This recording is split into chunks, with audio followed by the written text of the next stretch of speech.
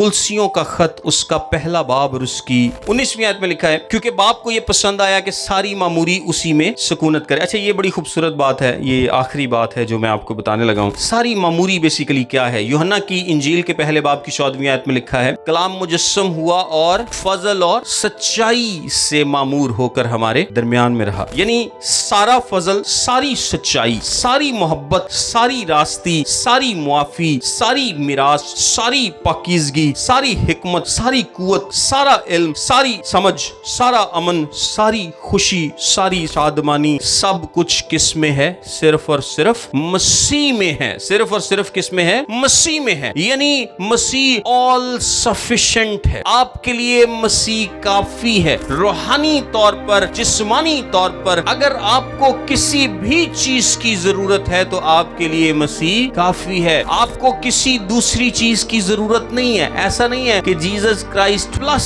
This, plus कुछ नहीं है। Jesus Christ is sufficient. Masih sufficient है। वो अकेला काफी है। वही आपके लिए काफी है और वो मुकम्मल है। आपको किसी दूसरे की जरूरत नहीं है। खुदा को क्या पसंद आया कि अलूहियत की सारी मामूरी उसी में सुकूनत करे।